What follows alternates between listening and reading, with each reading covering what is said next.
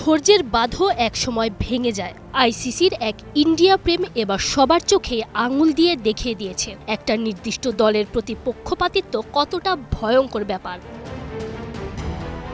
বাংলাদেশকে বিশ্বকাপ থেকে বাদ দেওয়ার পর ইন্ডিয়া ম্যাচ বয়কট করে সমর্থন জানিয়েছে পাকিস্তান। এবার আইসিসিতে ইন্ডিয়ানদের দাদাগিরির বিপক্ষে মুখ খুললেন ইংল্যান্ডের সাবেক অধিনায়ক নাসের হুসেইনও। স্কাই স্পোর্টসের এক পডকাস্টে তিনি সরাসরি প্রশ্ন তুলেছেন বিশ্বকাপ ইস্যুতে আইসিসির নীতি নিয়ে। যদি ভারত কোনো টুর্নামেন্টের এক মাস আগে বলতো যে তাদের সরকার বিশ্বকাপের জন্য কোনো নির্দিষ্ট দেশে খেলতে চায় না, তাহলে কি আইসিসি এতটা কঠোর হতো এবং বলতো যে নিয়ম তো জানোই, দুর্ভাগ্য আমরা তোমাদের বাদ দিচ্ছি। নাসেরের মতে বাংলাদেশ আর পাকিস্তানকেও ট্রিট করা উচিত ইন্ডিয়ার মতো করেই। দেশটার ফ্যানদের আচরণ নিয়েও তার বিস্তর অভিযোগ। সব পক্ষের একটাই দাবি, ধারাবাহিকতা।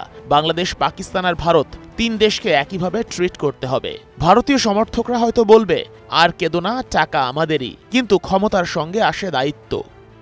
ক্রিকেটের তিন মোড়লের দেশের এক দেশ ইংল্যান্ডের হলেও নাসের ভালোবাসা প্রকাশ করেছেন বিশ্বকাপে বাংলাদেশের অবস্থান নিয়ে।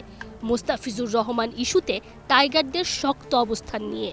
আমি আসলে বাংলাদেশকে বেশ পছন্দ করি, কারণ তারা নিজেদের অবস্থানে অটল থেকেছে। তারা তাদের খেলোয়াড় দ্য ফিজের পাশে দাঁড়িয়েছে। সংকটের মুহূর্তে বাংলাদেশের পাশে দাঁড়ানোর জন্য পাকিস্তানের প্রতিও নিজের মুগ্ধতার কথা জানিয়েছেন তিনি। নাসের মনে করেন পাকিস্তানের জন্য আইসিসি এমনকি ইন্ডিয়াকে আঘাত করার একমাত্র উপায় হল ইন্দো পাক ম্যাচের টাকা আর আর্থিক গুরুত্বকে কাজে লাগানো। Tanzim Oishi, Star news.